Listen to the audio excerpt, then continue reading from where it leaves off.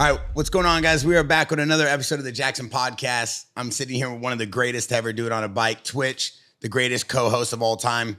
And we are definitely very thankful for everybody watching this. Just to kind of update you guys, we are about to hit 200,000 subscribers. It's celebrating our 1-year anniversary of the JAXXON podcast. Obviously, the brand JAXXON, being the #1 men's chain, has really been supporting the movement and allowing us to interview and kind of sit down and talk with some of the best motocross athletes and MMA fighters and skaters of all time. But the show would mean nothing and it would not be successful without the co-hosts like Twitch and Rampage and Sheckler and P-Rod. So big shout out to you guys. This has been a great year, 1 year, and we have a very big special announcement. If you go to the JAXXON podcast Discord, you'll see the new studio we're building, which is going to allow for some of the greatest content of all time. We're going to put my face on a punching bag. Rampage is going to be able to hit it. Twitch is going to be able to kick it. So we're going to have some cool content coming for you guys soon. But today, we have a very special guest. Twitch, I'm going to let you do the honors. I'm going to let you bring him in. Mr. Austin Forkner. I've been watching you since you were just a little grom, like super little. So it's cool to see like your whole career and everything that's going on. And it seems like it's been a ride for you. Yeah. Yeah. It's been, especially just this year, this year it's been it's just almost like whenever you don't think it can get much crazier. It's like, okay, I've had these injuries. I've had these things happen. It's like, it's got to start going good. I got to start having some luck at least. And then this year I have brain surgery. So that's just doesn't get much gnarlier than that. You're like, when does this turn around and stay fun? You know what I mean? Yeah, like, exactly. Yeah, it's been a ride for sure. I feel like that's the gnarly thing about dirt bikes too. It's like you never know, but like every single day, any day could be your last day. You know what I mean? Like that is what's crazy, and that's what I think about all the time. Is it's like there's no like whenever people try to compare moto to any other sport, you can't really compare it to any other sport. Any other sport, especially stick and ball, basketball, football, all the popular sports, like you're not gonna get hurt in practice usually. No, yeah. And if you do, maybe roll an ankle, maybe moto, every day we're on a supercross track or doing anything like you're inches away from going to the hospital or being seriously messed up. Yeah, I say it all the time, like especially riding supercross with how many motos you guys are doing a day and how many laps you have to be perfect on every single thing that you touch on the course. It's like you look at some of these dudes, like no disrespect, but you see some of these basketball dudes, baseball dudes, and they break a finger or something and they sit out the rest of the season, where I'm like, I know dudes that are riding with broken bones, like breaking a collarbone, getting surgery tomorrow, riding 2 days later, like gnarly injuries, So it's like, I feel like Moto 2 is so underpaid for what we do and like the whole sport in general. 100%. Like, you know what I mean? Like with all the bikes that are being sold, all the gear that's getting sold, like just everything in general. It's like, I feel like we definitely got the shit end of the stick. Yeah, for sure. Like that's just moto across the board, freestyle, racing, whatever. Like I feel like I don't know, because it's so expensive to get into. And that's what I don't know, how the money isn't better in it, basically. Yeah. It's like I get it doesn't have so much support, like it doesn't have, the Nikes and the Under Armours and stuff like that supporting moto, but still like a bike is what, 450s are like 14 grand now or something but so is an e-bike, a mountain bike's like 14 grand too. I'm like, dude. I don't know, like you would think that the money would be better for just moto in general, but that's kind of one of the downsides, is that like, at least if you're risking your body and everything so much, that if you're getting paid a bunch, it's like whatever. Yeah, whatever. But I mean, I'm even on the more fortunate end of like, I'm on a factory team and stuff. So I'm even more like paid. There's like privateer guys that are, what they get paid, they're spending to get to the next race. Yeah. And they're trying to come up with more money just to make it there. Yeah. It's ridiculous. So that definitely would be sick if it were better. Yeah. But I mean, it's just another thing that makes the sport gnarly. Like, could you imagine getting like a baseball or a basketball salary? You know what I mean? Like per year to ride moto. Like, and the stupid thing is we would go ride and do all this stuff for free. Like I know that's how I am. Like I love riding moto. Like I have more fun riding now because I don't have to do it. It's like, I want to do it. That's what I'm like finding the more I'm hurt, or I guess now getting closer to the end of my pro racing career or whatever. Like, not that I'm really that close. I'm only 25, but that's just, like you start thinking about that. So, I'm like, I feel like after I'm done, I might even want to ride more. And I'm probably going to want to, like, that's what, I talked to like Trey Kennard, and that's what he said. Like after he quit riding, he actually got like faster. Yeah. Like he started like almost riding more and started like feeling more comfortable on the bike after he retired. So he was like, it's weird. I feel like it's like when you're a little kid, like before you make it, like how much you're riding, how much you're practicing, how much you're putting into it. And then you make it and then it turns into a job. And then sometimes you're like, this ain't fun. You know what I mean? Like, because you have so much pressure, like, oh, we're paying you this, you got to win. We need titles. We need that.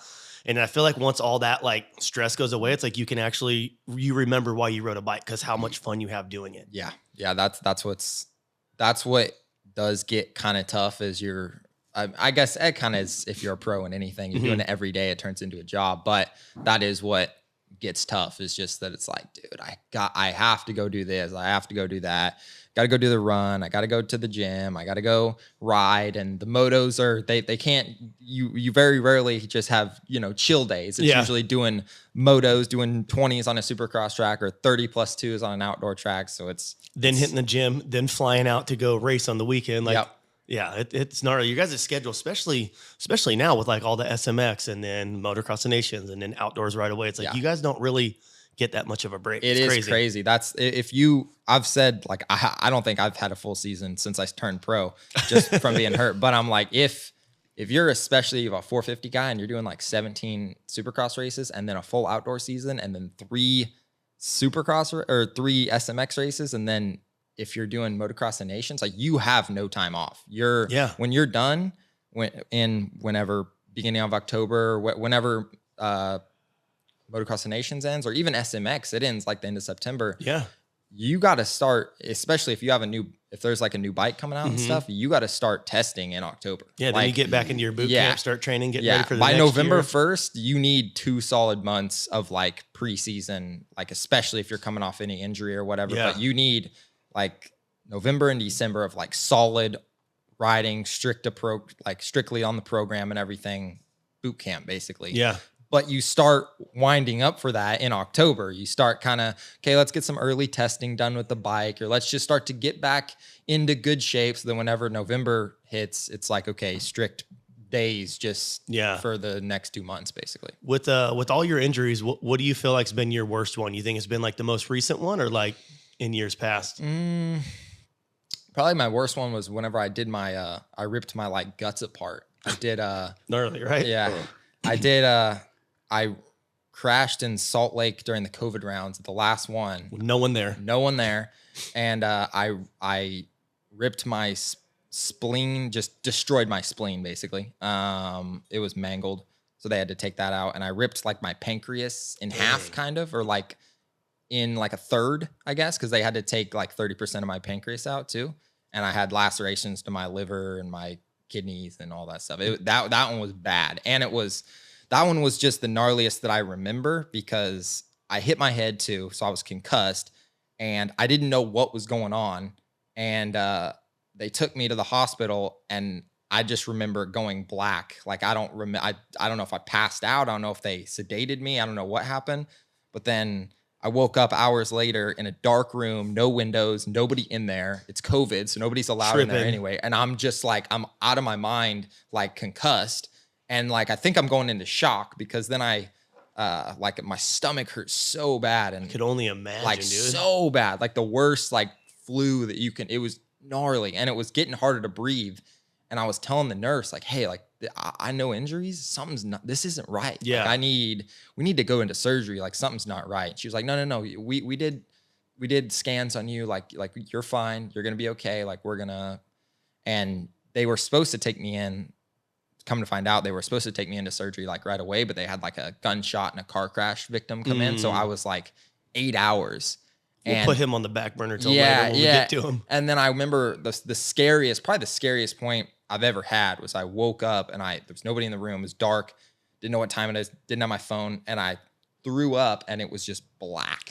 Just like blood, just black. So gnarly. And I threw up and I was just like, oh, that's not good. Then I just like started yelling and door was closed. Nobody's in there. I didn't know, like there was nothing I could do. So I was just like, all right. So I just laid back down and just went to sleep all covered in throw up, blood. And it was nasty. So that was like when I was like, this is not good. Like I was like, I might I might die here. Like maybe I was just concussed, and that definitely was, and that wasn't helping. But I was like, this might be it. I couldn't imagine waking up in like a black room and just being by yourself after that, just like tripping. Like, and it was getting like, that's what I was trying to tell the nurse is I was like, it's getting harder to breathe the longer, like I can take more shallow and shallower breaths. Yeah. And then it was because I was filling up with blood. Yeah, exactly. From all the internal bleeding. That's what I was going to say. So I was like, dude. And then after the doctor told Riley or my mom or something, he was like, yeah, it's a good thing we took him in when we did, because it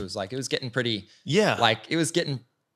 he was starting to, they said they had to cut me and just for like 10 or 15 minutes, just to let everything out. Just drain me of blood before they could even start. It's crazy. Like most moto dudes I know that like I know a lot of guys, like some dudes, like some dudes will get hurt and they'll like scream, or there's dudes that get hurt and you just like breathe through it. You're like, okay, what's wrong? Like I always like, whenever I hit the ground, I'm always like, give me a second. Yeah. Let me figure out. Yeah. Okay. This is what I feel like wrong. You know, like, I don't know. It's crazy. And I feel like moto dudes can like self-diagnose themselves good just with how many injuries like everyone goes through. I can literally call like what is torn in what spot of my knees. And at the last knee I did, I was like, my ACL's torn, or it's stretched, or it's something. Either way, it needs fixed. And I think I tore my meniscus on the bottom outside part down in here, and I may have even broke the top of like my tib fib.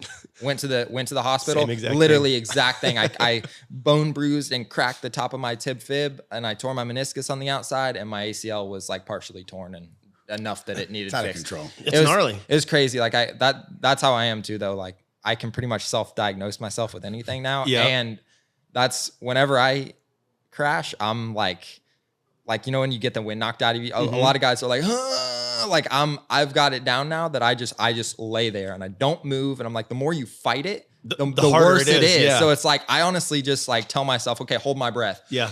And I just hold my breath for like as long as I can till I feel like I'm going to pass out. And then I start to get it back. And I'm like, okay, but that's not good either, that you know how to handle, getting the wind knocked out of you. It's happened so many times. Moto dudes are fucking strong. Yeah, I mean, even Sheckler and P-Rod and Cheeto were all in here. Cheeto's one of the toughest dudes in the UFC. Sheckler and P-Rod fall all the time, and they know what it feels like to fall off rails. And they were like, yo, I give all the respect in the world to moto riders and guys like you guys, because it's just so dangerous. Like, we're riding little 50s out here, crashing into trucks. I can imagine you guys in supercrosses and like jumping off buildings. And like, I'm just like, it's a whole different world too when you fall off something that is that heavy and has that much machinery behind you. Yeah. That's the biggest difference, I feel like. You fall off a skateboard, it's cool. You kind of hit the ground. You're not going as fast. I feel like I see some shit from like Sheckler and like P-Rod and like Jaws, like doing like gnarly like two-story drops off apartment Those guys buildings, are on a different level though. But I feel like with skating, like those dudes are taking the gnarliest slams. So they'll slam 10, 15 times and keep getting up till they land that trick because they're that fucking stubborn. Yeah. But it goes back to what you said too, and you've said it multiple times. Stick and ball, basketball, you're not risking your life for the sport. Like MMA, moto, skating, even skating, Sheckler jumps off buildings that are like he said, 5 stories high. Yeah. Like these guys are ridiculous. Yeah. So you guys are risking your life to do what you love. That's a whole different animal. I mean, I've never split my spleen in half and, thrown up blood that's black. Yeah. So like, I can't even imagine what goes through your mind when that happens. Yeah. I mean, I feel like it's just like action sports in a whole, like the BMX guys. Dude, the BMX guys at X Games, like, and you watch and them in Nitro and stuff, they're ridiculous. They're doing like quad flips now and stuff. And you see the size of their jumps now? Yeah, it's like a moto jump. The dirt jumps, I'm like, dude, I don't know if I would.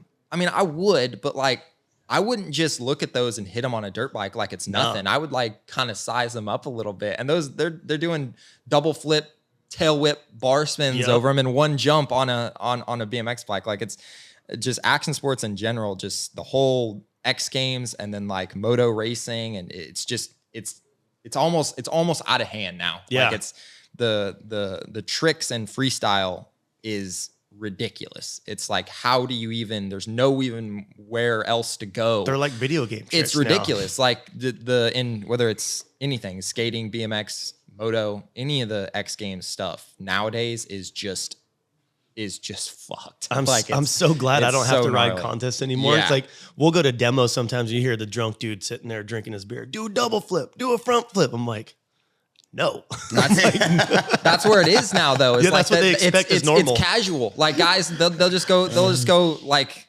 throw casual double flips, some of these guys. And it's like, body varials. I'm like, dude, no. Yeah, I don't know. It's crazy that's where like that. It's almost like it's getting so gnarly that it's like, is it gonna hit a limit to where it's like, okay, maybe we need to like make some like restrictions or something? Because like that's what I wonder about Supercross too. Is I'm like the bikes are getting so fast. For us, like if they start allowing Starks to race with us, which it's going to happen eventually, those things are so fast. An 80 horsepower bike on a Supercross track, like you'll be able to do a whole lane in like 3 jumps or 2 jumps. If like, you have the balls like James Stewart does, you'll do the whole lane, dude. It's ridiculous. So that's what kind of is weird in moto is like, or in racing, I guess, is like, are they going to start having to make some restrictions on the bikes or something? Because it's so for an outdoors, it's bigger, faster track. But Supercross, you're going to be jumping the whole rhythm in like 2 jumps eventually. Yeah. So I feel like it's gnarly too. It's like they always like try to build stuff to slow you guys down, but you guys find a way to make it quicker or go around it or go over it. You know, like every single time. That's and I always hear this. I hear so much about the tracks used to be better whenever it was Ricky and Stewart and stuff, and that they don't build them like they used to. They don't because they can't. We will jump the whole track. We'll do the whole thing. Yeah. Like it's everybody talks about the whoop sizes and stuff now and how they used to be, and now there's only 9. There used to be this many. Yeah, blah, blah, dude. Blah. It's so. Me and my friend always send each other stuff. Of the other day, he sent me something from like 2008 of a set of whoops, and they were literally like this tall. Yeah. And everybody's everything used to be gnarlier. No, I think like everything is so gnarly today that it's so gnarly, but you guys make it look easy, so they think it's not. It's not as gnarly looking because your guys' whoops now are this tall. Yeah, you know, like they're huge. That's the best point. The problem is you guys are so good now. Yeah. You're making everything look easy. Like what we're talking about tricks. Like tricks are so crazy. No, these guys are just that wild. They're willing to do it. You got guys like Kobe that are willing to just shoot to the sky. Like, or it's like not normal. When you sit in the stands, the track looks easy as hell. Or you can say, I would do this, I would do that. But then when you go down and do track walk and you look at how bad it is afterwards, you're like, oh, whoa, this is a totally different track. Where it's like, Supercross should let all the fans do a track walk afterwards for all the dudes that are bragging to their chick, like, oh, I can do that. I'd smoke him. I grew up racing him. You know what I mean? Like, when you actually see the track, how gnarly it is, you're like, it's a totally different story. Yeah, that's like when the first time I went to an X Games was I went to Minneapolis and I saw like the mega ramp. Yep. Dude, I was like, holy, these guys are, and then they're airing, and where I was standing in like the athlete like lounge or whatever, they were hitting the quarter and coming up to you. And it's so crazy, like just to because see the athlete lounge there was like 6 or 7 stories high and already. Then they're coming up and you just see them and then they disappear again. It was crazy looking. And that's what I feel like with any action sport, it's hard to like do it. It's hard to do it justice unless you're there seeing it. And even like you said, from the stands on a Supercross track, it's still different than if you're down there and you are actually on the track afterwards. Yeah. You can see everything. It's like, even I don't like walking tracks and stuff before or after the races. Like, I don't like it because you go down there and it's like, it's intimidating. How did I ride this? Like how you look at certain things and you're like, how is it even possible that for you to make it through this set of whoops or anything? And then, but you're doing it every lap. Like, I don't know. It's I remember showing up to contests all the time and like we would walk the course and I'm like, dude, that looks gnarly. But then it's like, when you look at it, when you're sitting on your bike with all your gear on, it looks completely different and way easier. It's so weird. I don't know what it is. It's like, you're almost the same height as when you're sitting on your bike.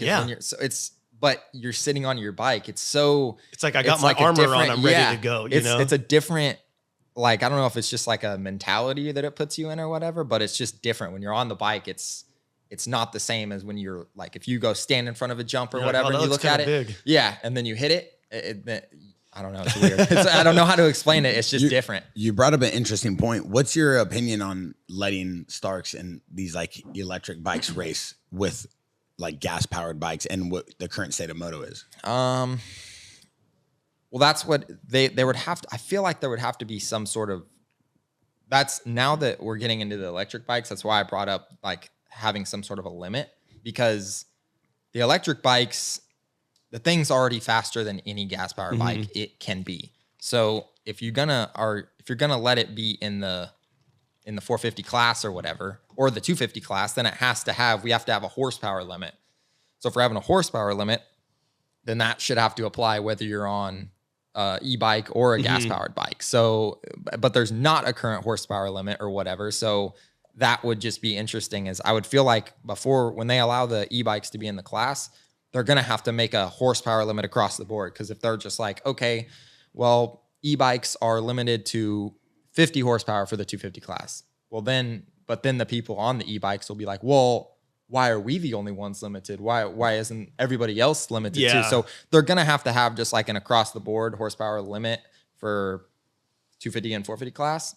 I mean, it's not, I don't feel like it's if they're going to be, I don't feel like the Stark is in a place right now to where it would compete on a supercross track or on a track with any of the bikes. I feel like it needs to handle better. I feel like as a freestyle bike where like handling a whoop section, I mean, you're like, that's not as crucial. Like the handling, the suspension 100%. setup's not as crucial. So you can run a Stark as a freestyle bike. That's, I feel like, the perfect use for a Stark right now. But from what I've kind of heard about Starks and stuff is like what I feel like would be tough is they don't have a clutch. Yeah. And you don't realize how much like a clutch slips in the whoops, like just da, da, da, da, and how much your clutch slips around the track to get traction. Whereas a Stark, there is no clutch. So you're just, from people that I've talked to who have rode Starks and stuff, they just say that if it's a hard pack track or anything where you can kind of slip the clutch or whatever, you don't have that that's technique not there. As you have like a normal bike. So it's almost like scary that because you don't know, which I mean, that for a Stark, they could probably make some sort of traction control or something like that, which in form would if it already doesn't have it. Exactly. So I mean, that's why I say in time, it will be competing as well as the gas bikes. I rode one. Like, the dude brought them all out to my house a couple months ago, and we all went on a trail ride. And for me, the hardest part to get used to was not having my finger on the clutch, because like I always have my finger on my clutch and my brake for my balance. So like when I take that off, I'm like, kind of feels weird. Like I had no I don't know, it was weird. But the bikes are pretty rad. Yeah, they look super super cool. I want to ride one just to ride it. Just to like. I just think it would be cool. I feel like one weird thing too would be like no noise. That would be super weird. Like one thing that would be super weird, like, is if you have like a whole electric bike class and you're just able to like talk to each other. Yell at each other. That would be so weird to me. Get out of the way, you dumbass. Yeah, you can't be revving on people like when people get in your way, you know, like. Yeah, that would be so weird. Do you yell at people now? If it's like a lapper, and I'm coming up on him and I'm in like I got somebody behind me and this dude holds me up, even just like in a corner where it's like, and you're getting past. Yeah, then I'm yelling at him. Really? You have to pick your spot though, because if you just yell, they can't hear. You have to yell like as you're coming into a turn, you're and decelling, you're off the throttle, and then you can be like, yo. Who talks the most trash while racing? In racing? I think everyone's talking shit under their breath. Yeah, everybody's saying. But is there someone that's known for talking the most? I don't know. Currently, I know that like back in the Ricky and James and those guys used to talk a lot. J-Law. Yeah. J-Law would. Yeah, J-Law would. He would be pounding on the doghouse. Yeah. Dungy, I'm coming for you. He would. Yeah. He would try to get in everyone's head and stuff like that. Oh, too. dude. Cooper likes to. I don't know if he talks like on the. Well, he probably does talk on the track, but Cooper does like to talk some shit from what I hear. I mean, he usually backs it up. So, but yeah, I heard like at one of I think it was the Salt Lake City round too, when everything was dead quiet. Yep. Because there was nobody there, and he was just like, "Boys, ready to fucking go?" To Tomac and like Roxon or whoever else was there. I love that, dude. And then Tomac's just nothing, total like. And I guess it was somebody was down there and they were like, it was so weird because it was dead quiet, and then Cooper's just like, let's fucking go. It's like, I don't know. Cool. Is there anyone on the track, like when you're on the line, you're like, fuck, I don't want to, or you hate coming up on, like anyone you hate racing? Well, whenever trying to think guys that are like politically correct question, and then it's like let me think about this real quick. Man, fuck this. No, this guy says some stuff. There's just guys who ride like a wide bike, like cross jumping. Like I hate that stuff. Yeah, like I think probably one of the worst guys I've came across is Mosman. He was always so bad to ride against, or like I mean he would just like guys that'll just randomly. The worst thing is whenever a guy comes up, like you gotta like bump in Supercross to get like you gotta cut guys off and stuff. But I don't know if you remember in Salt Lake City, like last year or 2 years ago when Barsha cleaned out Mookie, but he like blew him off the bike. That is what is you got to have a limit. So like when you're exiting the turn and somebody's coming in and you're like hitting like that was gnarly. That's too much. Like even a T-bone is considered like that's your guy's gonna be pissed. I get a T-bone if you dirty the dude in the corner before. Yeah. But that was gnarly. But that was past a T-bone. That was like right. It was almost there. a head on. Yeah, it's like, and you can do that in any turn. Like there's always that possibility. So it's just like the guys that'll do that stuff is the worst. It's like some guys that don't use their head when they're riding, and then afterward, you know what's the worst is I've raced guys that will do that to you, will just blow you out of the water, and then afterward be like, yo man, like I hope we're still okay. Are you good? Like I just want to come over and apologize. But then guess what? The next race, they will do the same thing. Yeah. It's like, don't come and apologize to me if you're gonna blow me out the next race too. Like, I want to hate you. Don't come say sorry to me. Yeah, that's the thing. And it's like they'll come over and apologize, do the same thing to you the next race, and then it's a cycle. And I'm just like, dude, just kind of like a Vince Freeze. Yeah, just leave me alone. Like if you're gonna do the same thing to me the next race, then you're not really sorry for it. And I don't expect you to be. Like, you don't need to be sorry for it. You did it to beat me. And just know I'm bringing one back to you. Know when it's I probably have a shot. coming. Yeah, exactly. Like in F1, you know how Verstappen will have someone, like obviously Red Bull will put someone on his team that will kind of work together as a team. And then you'll see like Ferrari will have a blowout because the team doesn't work together. I'm surprised like Supercross doesn't have it in that way where you kind of have like your second or someone that is like there to kind of protect you in a way. It's a weird concept, right? Because you all are kind of on factory teams. Yeah. Everybody rides for. Yeah. I mean, it'll get to that point if you're late in the season. If it's like 2 races to go and you have a chance. Like I remember my rookie season, I think it was maybe Cincerillo or Savacci was like in kind of a championship hunt. And they told me, they were like, hey, if he comes up behind you, just let him by. Yeah. Like just don't put up a fight. So, but that's about as much as it is. It's kind of just like, hey, if he comes up behind you, let him by. It's not really like a, as strategic as like F1 is, which they have headset. I feel like at the end of the day, that's why it's not, is just because there's so much that goes into F1 and there's so much strategy, and with the pit stops and with everything, and they all have headsets so they can all talk and like make plans kind of on the fly and stuff, where once the gate drops, you're on your own. Why don't you guys have headsets? I don't know. Like I know there's been a lot of talk of it, especially as of late, which I don't know. I think it would be cool, but I also think it's cool when you're just out there doing your thing and you see a pit board that you got to look over and read. Yeah. It's kind of like a headset, but it's like, is there sometimes like when you're in a gnarly battle, like where you're not even paying attention to the pit board? I've gone whole races without looking at the pit board. When you're just focused, you're good. It's where they sit them, because sometimes they'll put them like going into a turn or right as you're coming out of a turn. Yeah. But the next turn could be before a whoop section, and you're looking at different lines because they're always changing, and you're looking at lappers, and you're looking at so much, or it's a rhythm, or there's a little double into the turn at it's you don't really have time just to be all. Yeah, it's really just where they put them, or if you're in a battle or whatever, or just what's going on. But I've gone almost whole races with barely looking at the pit board. I've always wondered that. Yeah. It's really just where they put the mechanics. Yeah. Sometimes they're in good places, sometimes they're in bad places. With your last crash that you had, the gnarly one where you had to get brain surgery and everything, did you crash because of your contact fell out? Yeah, Mike. Well, I get it. Definitely played a factor because I had my right one, which was my better eye.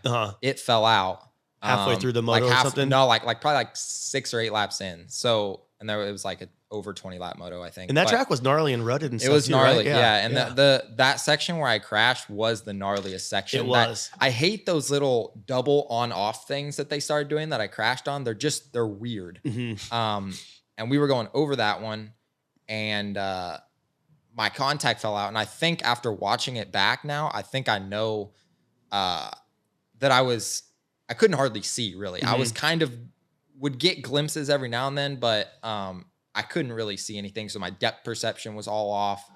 I was making it work though. You were leading the race. Like you were like ripping. I led like 12 laps with no contact or whatever. Wasn't that just from coming back from being hurt too, or were you on the bike for a while? I was on the bike for probably 2 or 3 months before that. So it was still fresh. Good enough. Yeah, it was fresh, but good enough. But that's kind of my whole career now. Right? Like it's fresh, but I'm good enough. I'll make it work. Yeah, that one, I think after watching it, I don't think because I remember now like thinking when I was riding, I was just expecting to grease everything. Yeah. Like I was like, okay, if I just need to be smooth. You had your timing on point. Yeah, I just need to be smooth, keep my timing good, and I'll be fine. Like I can't really tell exactly when that was the problem, is my depth perception was so off. I couldn't exactly tell when the bike was going to like hit the ground. Yeah, you're just waiting to feel it. I was waiting to feel it and then react to it. But that's the problem, is you can't wait and then react. You have to react before. Yeah. And that's what, whenever I clipped that, if I could have seen, I would have clipped that, I think, and been fine. You would have pushed into it. Yeah, I would have pushed into it or just braced for it. But I think that I couldn't see that I was going to come up short. And then when so I was still kind of in the air.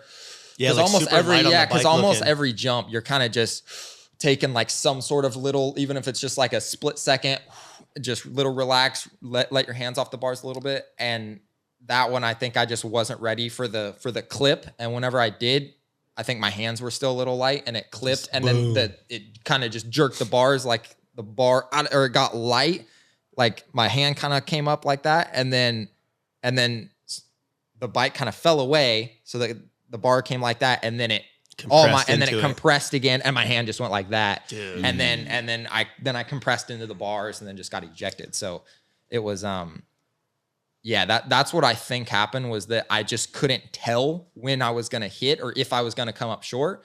And then by the time I did, and then I reacted to it, my hand had already blown off. And then I was before I even knew hardly what was happening, I was getting ejected off. It was by far one of the gnarliest crashes I've ever seen racing. Like I got up and walked away from the TV. I was like, oh fuck. Like, and my wife was like, what happened? I'm like, Forkner just had the dirtiest crash ever. Like it reminded me of like Reed's crash at Millville. Yeah. When he flew off the bike and everyone's like, oh my God. Like, yeah. I'm surprised, to be honest, they showed it, like they replayed it and stuff. Cause usually when like somebody has like a scary crash, like somebody gets landed on or whatever, they kind of like, yeah, we're not really going to talk about this right now because we don't know how he is. But it's kind of hard. You were leading, like you were going to win the race. Yeah, like, true. So everything was on me, but yeah, they replayed it from that different angle from the back where you can see me like land right on my like neck upside down and then I'm just when they did it, I was just like, I was tripping, and Sue's like, why are you tripping so bad? I'm like, that's like a career-ending fucking crash right there. Like, that's gnarly. Like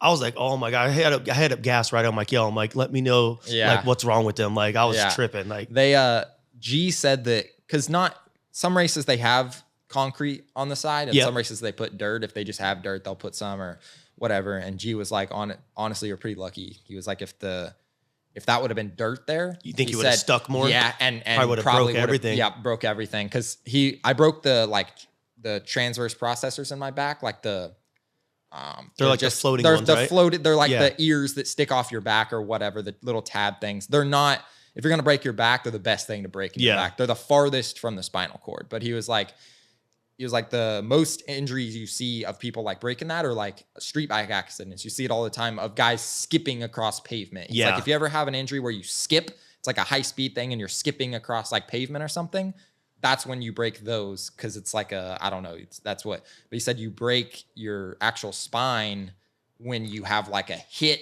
like a compress and then a twist.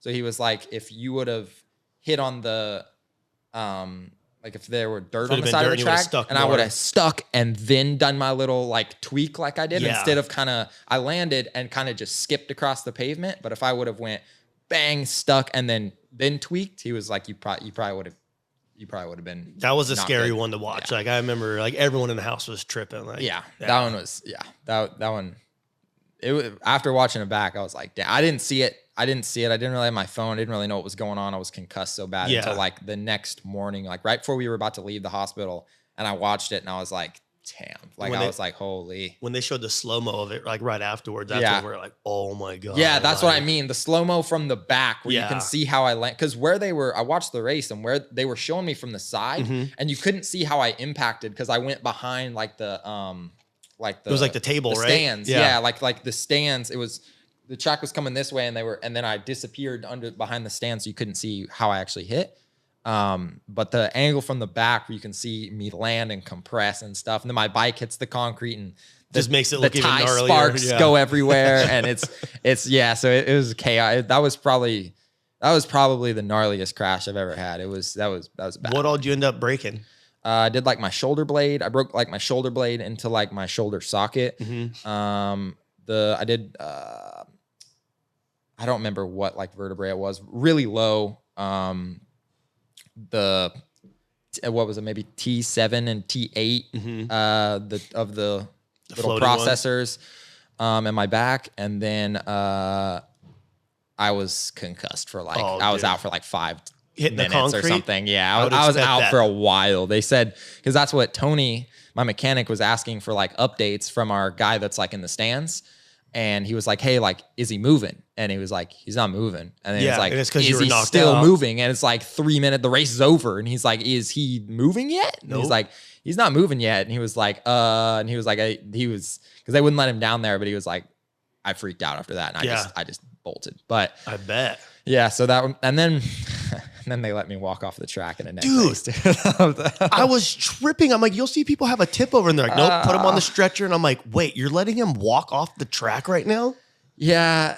That was probably one of the dumbest things I've ever seen. When you watch the replay, that part I don't get. Yeah, I'm like, that was the gnarliest crash like in history. And then you let the dude walk away. I'm like, yeah, he's a fucking warrior. It looks gnarly. But I'm like, you see way less like crashes that aren't even half that bad. And they're like, nope, get on the stretcher. We're putting a neck brace on you. Like, the problem is, in the shot too, the stretcher's right there in the back of the cart. It's right in the back of the cart. And they walk me past the stretcher to get into the thing. And it's like, they said it was because the doctors like called me afterwards and they were like, hey, are you good? Just checking in on me and stuff. And he was like, hey, so I'm just letting you know, we didn't put you in the stretcher because like you were saying that you didn't want to be put in the stretcher.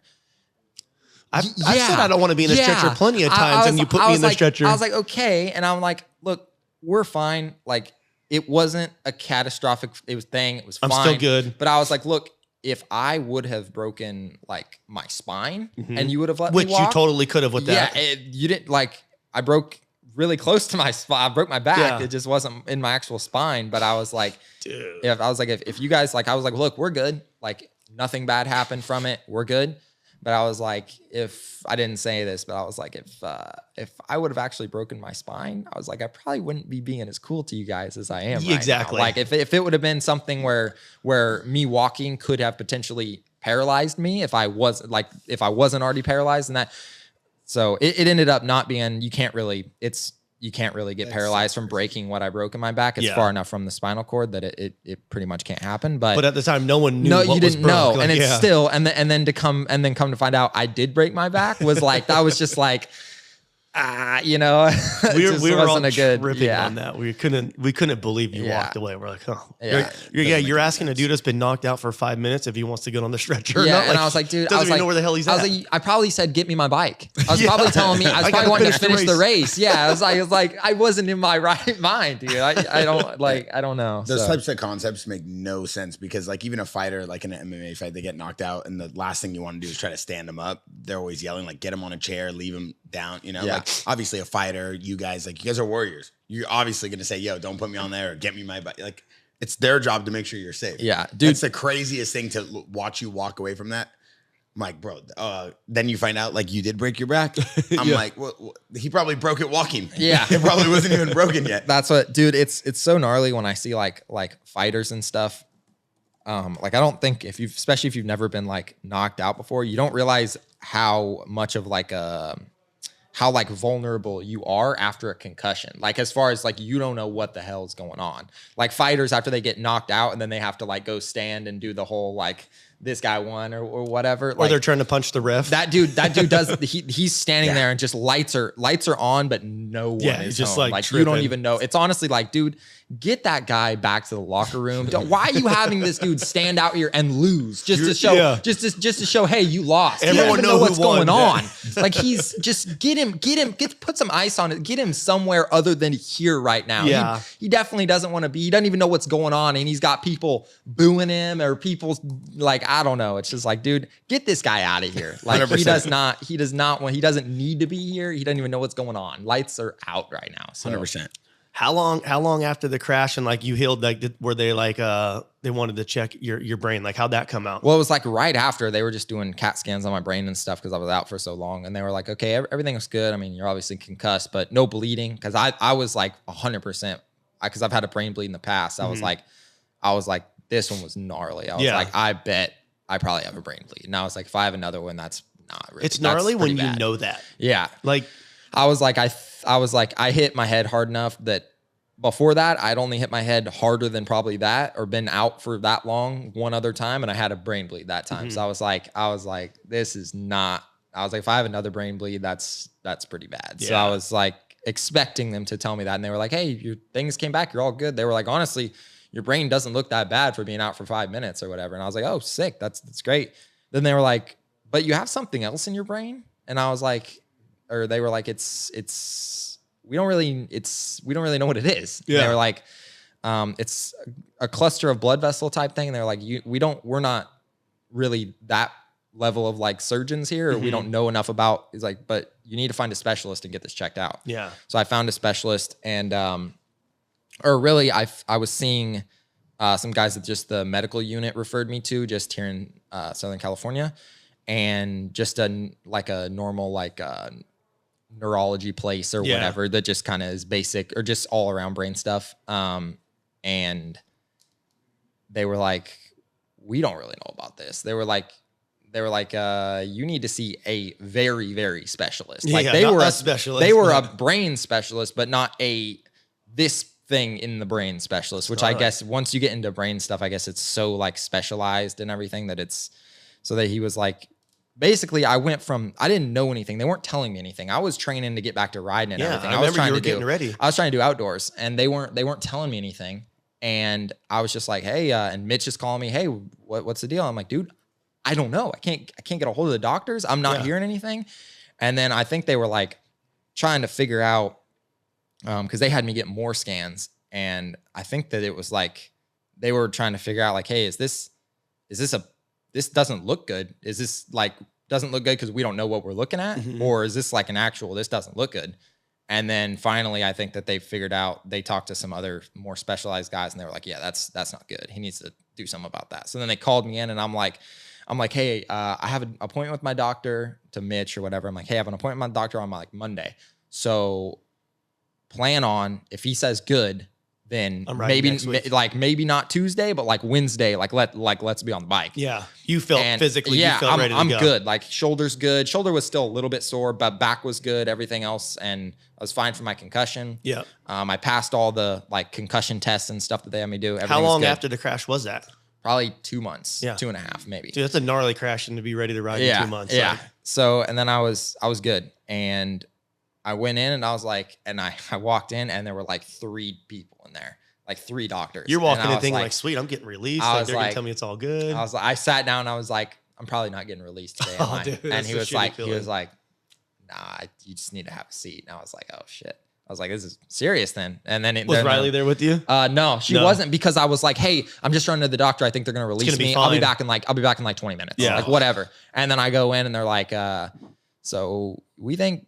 They were like just breaking everything down, and they were like, so yeah, we're not specialists, so you need to go see a specialist about this, and we'll help you find one but they were like, we think you need to, this is causing some tissue around this thing to die because it's not getting blood to it. So it was just like, it's called an AVM. It's a cluster of blood vessels in your brain that are just a cluster of blood vessels. Is it from hitting your head so hard? I don't think so. They said it's just a genetic thing. Yep. It's just like hereditary, but something's made it, because they said a lot of people, chances are if you've heard or know somebody who's had a stroke or a seizure or an aneurysm, a lot of the time, this is what causes it. So they were like, they get bigger and then they rupture. And if they rupture, that can it can kill you. It can. Luckily, you did eat shit, so you could go get that figured out and get scanned. Honestly, like sometimes honestly, it's a blessing in disguise. No, it was straight up. It was this time for sure. I was like, okay, that's why this happened then. Because if it hadn't, they told me afterwards, they were like, you were maybe could have been days away from this thing rupturing, which is so gnarly because you're so young, like physically, like the best shape, like you know what I mean. It's just, and that's what they said that a lot of people have these and they never have an issue. And if you never have an issue by the time you're 50, you're probably never going to have an issue.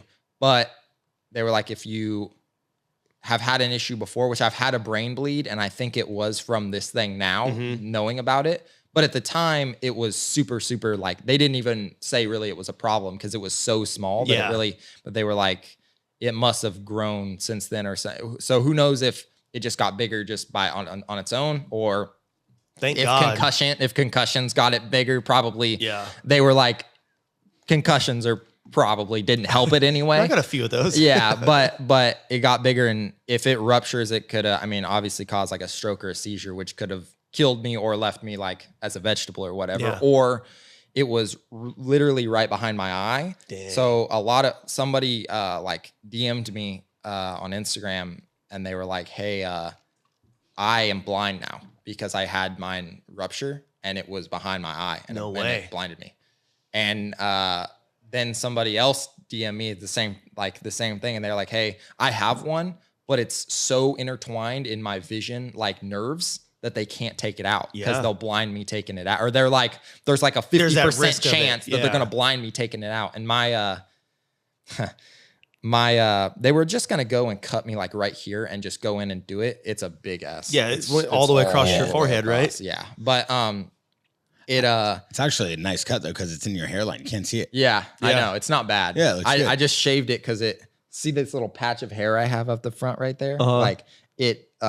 Whenever I had long hair, it looked like you had a little just. It looked so weird. Yeah, it looked so weird. So honestly, I'm probably gonna be. She's like, put a hat on, baby. Yeah, I know. She was like, that looks nice, and I was like, dude, let's just shave it. She's like, I don't want to shave, but I was like, dude, it's just shave it. It'll all grow back. Shave it. Even. Yeah, good. Shave it. No, so because all my hair was falling out on the scar too. Because I guess I remember seeing like maybe you posted or someone posted something about it. I remember seeing. I was like, oh man, I'm like, that's a gnarly looking scar right there. Like it was gnarly, but they. He said, because my scent or my smelling nerve was intertwined in mine. So he was going to just go in, cut it out. I mean, I say easy, but easy for him. But he was just going to do it that way. But he said he got in there and my smell was all intertwined. So he couldn't just cut it out because I would have woke up with no smell or taste. Yeah. And so he's like, let's just cut his whole head open. He did. No, that's what he explained it to me. He had to take the front part of my brain out, put it in a dish on the table, and cut and operate on it there, and then put it back in. No way. Gnarly. I can't even think about that. Did you get any photos or video of it? No, I did. I wanted to so bad. Anytime I have surgery, I'm like, can my guy film? Or like, can you get photos? Like something I have it? I asked him, and I think I think it was such like a serious no, dude, surgery. This is gnarly. They were like, yeah, I don't. Let's make sure you survive. We'll get your selfies later. Basically. So they were. Wait, how do they take a chunk of your brain out? I don't know. They just with the hand just pull it out. Yeah, like what? Like is your brain already in compartments that they can just grab? I mean, I think like it's divided into like, so you have like your back, and I know that there's a front and a left, front lobe, left. There's two lobes in the front, and mine was in the right.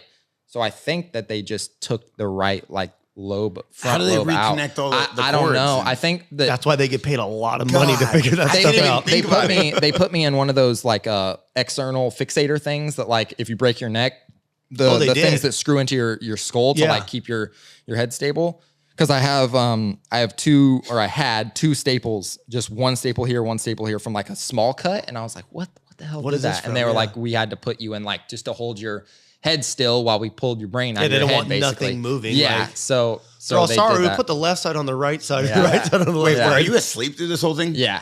I was asleep. There's no way I could be awake. I would hope so. Yeah.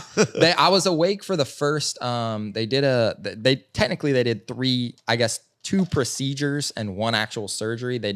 So they knocked me out, or I was awake for the first one. They ran they did an angiogram. They ran something up the artery in your leg all the way up in there, and they released some MRI contrast to get like a clear picture of it, so they could know if they needed to cauterize the arteries before they went in, and because essentially they're just cutting out this cluster of blood vessels. So they had to know so I don't bleed out or whatever. And they figured out there was one main blood vessel feeding it, like the blood. Mm-hmm. So then they just decided, okay, before I go in and to the actual surgery, I'm going to go see the same dude who did it the first time I was awake for it. Then whenever I went back, they were like, you're going to go see this guy first. He's going to go in the same way he did, and he's going to plug the main like artery. Yep. And then so it cuts off the blood, and then we're going to transfer you. You're going to be out the whole time. We're going to transfer you to the other dude, and he's going to actually go in and like cut it out. But it'll be way easier because it won't have blood flow, I guess, or something. So it's so gnarly because it's like getting some screws or a rod put in. You're like, oh, it's nothing. But like brain stuff is like, that's gnarly. That's what this was the first surgery probably since my stomach. But even then, I was stoked when I was getting wheeled into my stomach. So I was like, this hurts. I've been wanting. I know something needs to be fixed. I'm gonna feel better after this. But this was the first one that I was like I was like, okay, I'm getting nervous just thinking about it. I'm like, dude, I was like, this is going to be, and I didn't know how I was going to wake up either. Like every other surgery, I'm like, okay, obviously I'm going to be loopy and stuff. But then after a few hours, I'm going to be fine. I'm actually probably going to feel pretty good for the rest of that day. I'm still going to be on the drugs and everything. And then the next day or even 2 days later, after all the anesthesia wears off, I'm probably going to be in some pain. It's hurting. But that's every shoulder, knee that I've done, whatever. It's all pretty similar. But ahead, I was like, I don't know how I'm going to feel from this. Like, I don't know how I'm going to come out of this. I don't know how anything was going to work. So that was probably the most like just scary thing. Was just like, I don't know what's going to, the feeling. How'd you feel then after? It wasn't as bad as I thought I was going to wake up with just like raging migraines. And it really wasn't that. I slept for like the whole 2 days I was in the hospital. I was just basically asleep. They'd wake me up to eat a little bit or something. But I was basically just gone for like 2 days. Is there recovery or rehab for a brain surgery? No, not really. You have to like relearn ABCs or anything? For some people, like if you go into that part of your brain where you have to like learn things again. Yeah. But that wasn't, I guess, my case. Crazy. He said what was good about, I guess, the location is he's like the right frontal lobe of your brain is the most useless part of the brain. So he was like, if you're going to have a place to go in, like to have this, that's the best place for it. Cause we don't have to, if it was in the left, it would be a much more like gnarlier surgery. Cause there's, I guess, a bunch of other stuff in the left side, like nerves and stuff that control other things that he was like, it would be, if you nick one of those, he's like, it can be bad. Yeah. So he was like, the right part is, I guess, the safest, part of the brain to have, I guess, shit go wrong in. So if you're gonna get fucked up, just hit the side of your head. Yeah, I guess. What a blessing though that you came out on top, dude. I mean, healthy, happy. Yeah, if I hadn't had that done, I mean, hell, I could be dead right now. I don't know. Like, it's that was a risk, and that's what the doctor afterwards was like. You were kind of walking on borrowed time. Like he was like, once he got in there, I guess it was bigger than even he thought, and more of a problem. That he was like, I don't know how it didn't rupture already or rupture in the crash. Like, how did that not happen? So he was like, you were really close to having it rupture. And if it ruptured, could have caused a number of things. Stroke, seizure, aneurysm, maybe which leads wrecked to more my problems, blind, maybe, whatever, any of that stuff. So that would have just been gnarly. What's the plan now? You have any, you have a plan on when you're trying to ride again? Yeah. The 15th. Oh, really? Yeah, already? 2 weeks. Nice. I'm going to start riding. That's whenever he originally had it planned for October 3rd, but because of how well I'm doing, he was like, I'll just bump you up. You just promised to ride like corner tracks and stuff. Just be easy for a couple of weeks. No jumps. Yeah. Yeah. No problem. Yeah. So I was like, all right, whatever. And I was like, I have a plate in my head though. So like, you do? I can't feel like the whole top of my head. So dang. All basically like the size of my hand right here is all just a plate. Yep. So I can't, technically, I could probably headbutt the shit out of somebody right now, and I'd probably be okay. If you ever go to get punched, just go like that. Wolverine, then no helmet needed. Yeah, I just headbutt the hell out of somebody. So I got a big ass plate right here. Basically, it was just to hold the loose piece of skull in because they had to go in and take my like cut a piece of my skull out to then take the brain out. I don't know, dude. The pictures of that would have been crazy. And I asked the doctor too, like I was like, so what did you? Because he planned on going in here, like I said, just a tiny, like a 2-inch long cut, but then he had to take the whole brain out. So I was like, what changed? Why did I wake up with just this big ass scar? Like, what did you, what happened? And he was like, well, I figured out we had to take the thing out. And I was like, so what did you like do? And he was like, well, I cut you. And then I just, that's what he said. He didn't say, he was like, I cut you. And then I just did that. So and I was like, so essentially you scalped me and peeled my face off. Yeah. And he didn't say that, but he was like, I cut you, and then I just scalped and peeled.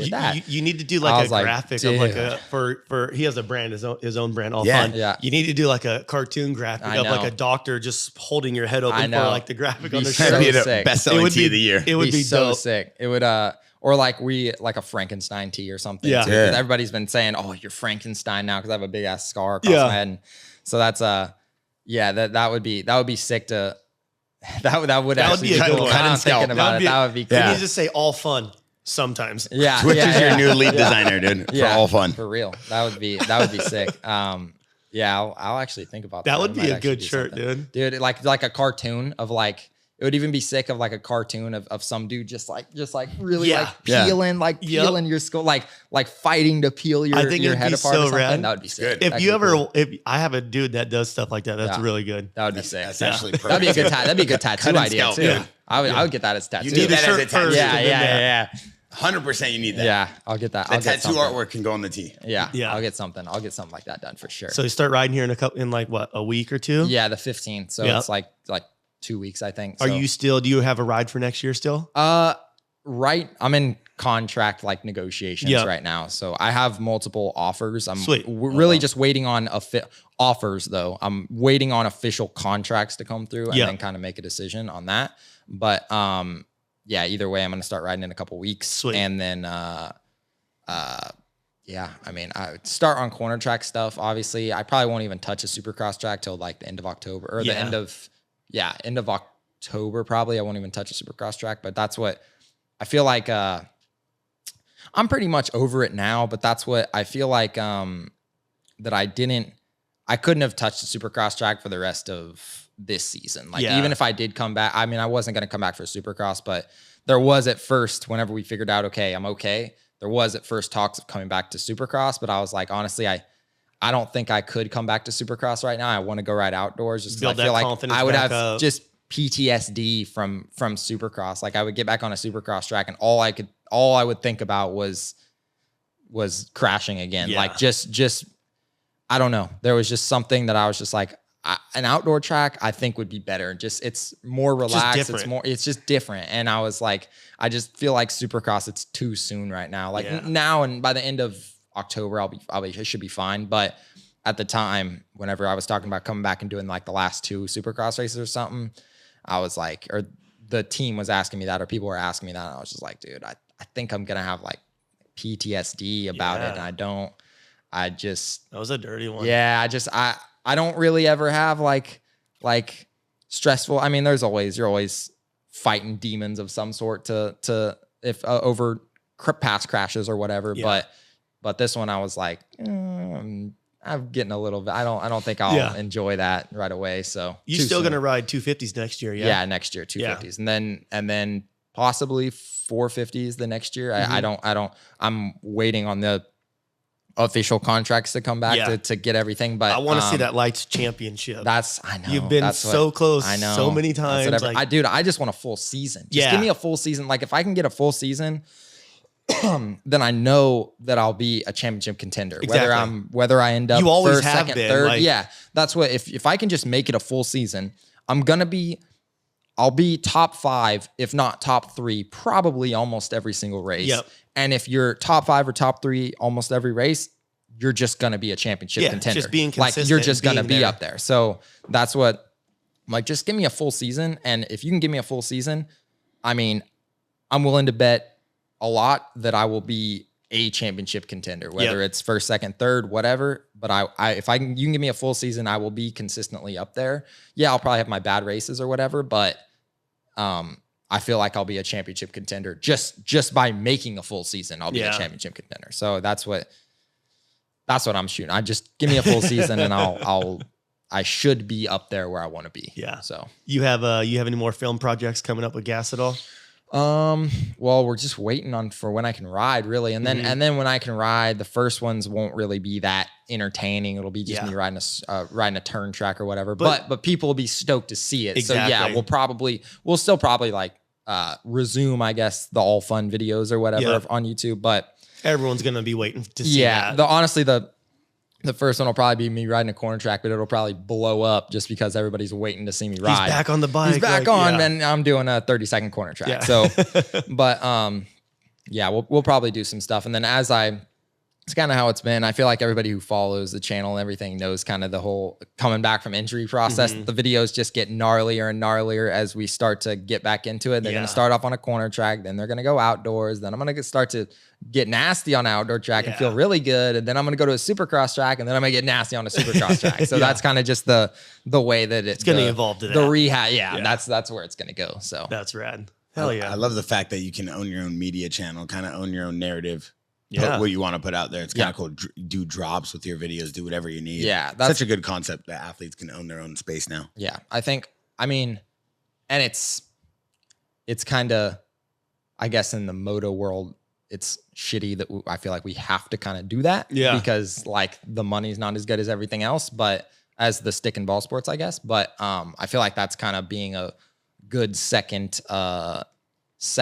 form of income, I guess, for moto is like doing stuff like that. And I feel like you connect with your fans more because it shows more of like your style, what you're into, what you wear, what you do. You know what I mean? Like you're a big gun guy, like you like guns. Like it's just, I feel like you can just get in with your fans way more. Yeah, that's what I think. Because that's actually a good point. Sure. I didn't think about that because whenever I kind of had a lot of, I feel like since we made our All Fun YouTube channel or whatever, and we started doing the videos, I feel like I've gotten a lot bigger fan base because I feel like before that, like I'm not a huge like social media dude. Like I'll do stuff and but I'm not gonna post all these, and I'm not gonna be the typical YouTube guy that's hey guys, welcome to the video, and put on a face, put on a facade. I hate that, and me too. I hate that. So I just like I have my bad days and I have my good days, just like, and that's what I feel like.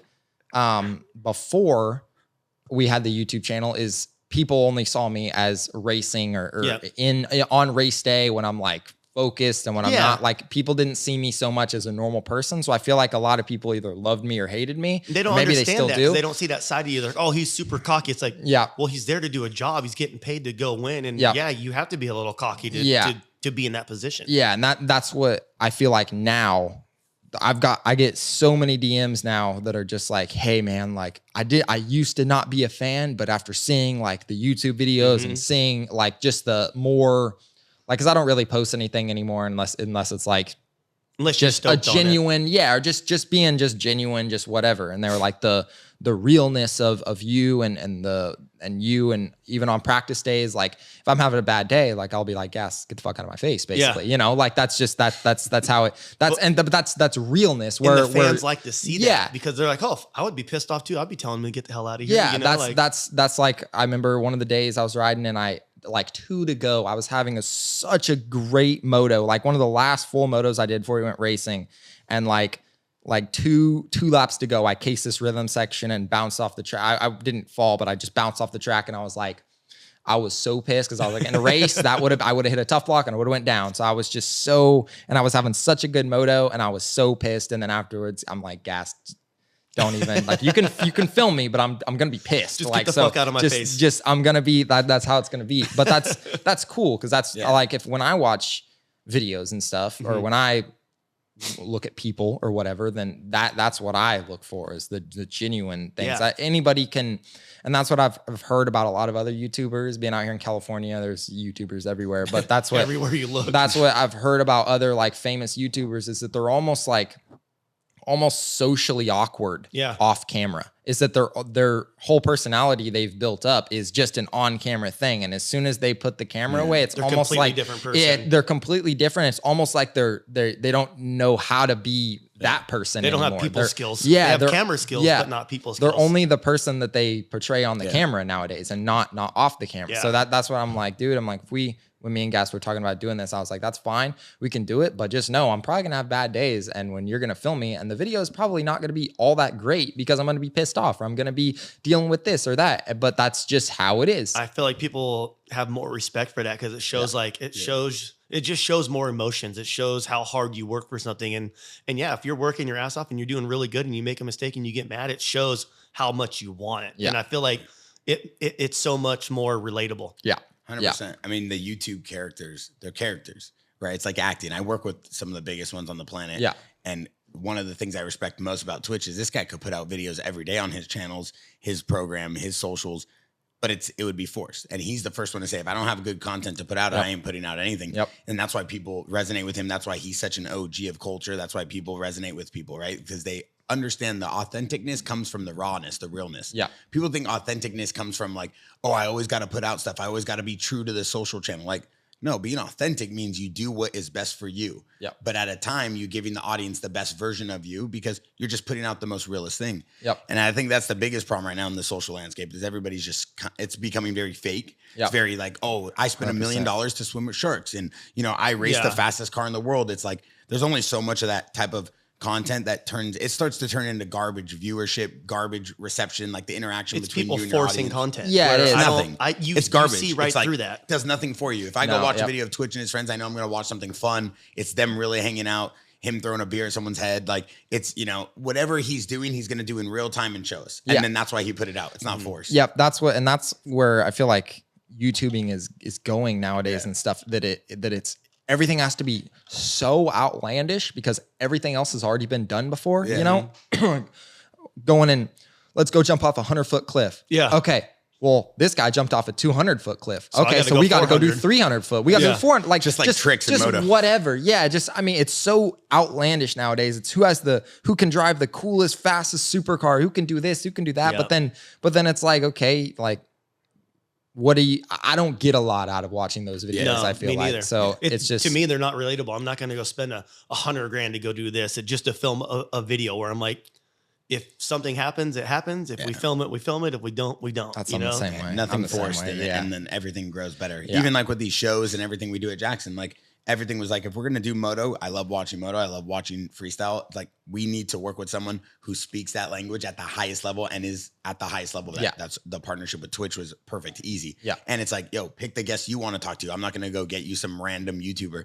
Like I love Jake Paul, but he ain't gonna sit here and talk to Twitch about moto. Like Jake, we can take you to Glamis and see if you could drum one of these Polaris razors, and that's about it, you know? Yeah. But that's what people want. Like, you got to be real about it. And as society changes, because everything is going to become so much more who could beat the last video views, who could do the last craziest stunt, you got to stick to some sort of narrative and code. Yeah, there has to be some sort of like, because I think that with the big time YouTubers is they get caught up in that so much that then eventually they're like, dude, what am I even making content over anymore? Like that's what I see a lot is they get so spun out that they're just view chasing, and guess what gets the most views is all the craziest videos. So they just keep going crazier and crazier, and then they run out of crazy almost. And it's like just go back to basics. They all end up taking like a hiatus. Like they don't know what to do. Their creative is gone. They're like, well, I've already spent $1 million this year on YouTube. Like, what are we gonna do now? And it's like you see them like get so depressed and so bummed where I'm just like, that's because people are forcing so much shit and there's so much expectations on it where it's like it's not real. Mm-hmm. Yep.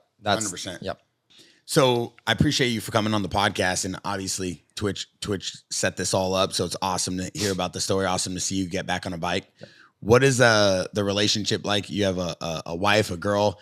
You have some exciting news. You have stuff going on. Mm-hmm. Does that work as motivation for you going into the season and to what you got going on as a career? Yeah, I'm almost thinking that now just already knowing.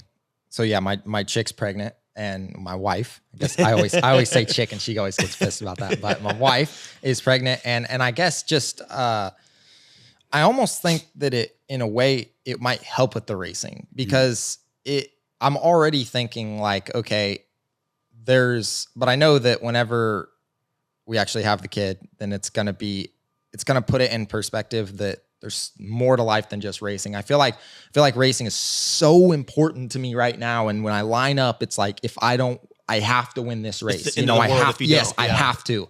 And then I feel like whenever, we have the kid, it could change that mindset. I don't know for sure, but I'm thinking that it could be just because I'm already from us just knowing that we're gonna have a kid. It already kind of has changed things a little bit into, okay, well,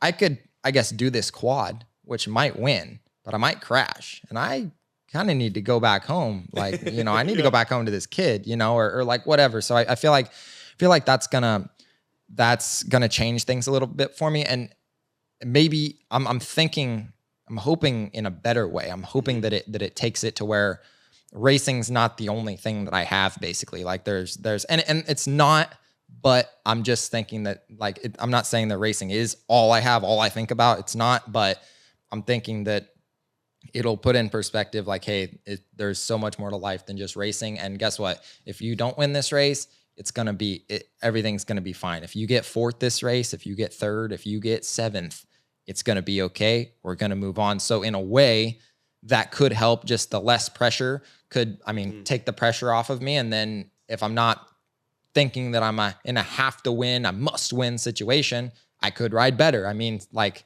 sometimes I ride better when the pressure's off, when I'm just like, hey, just go out. If I just go out and just ride a dirt bike, like I know how to ride a dirt bike. If it's just simply that, if there's no championship on the line, no bonus money on the line, no anythings that matter that are on the line, just go out and ride your dirt bike. I'm pretty damn good at it. So I feel like whenever I just do that is the best. So in thinking, you would think, oh, we'll just do that every time, dude.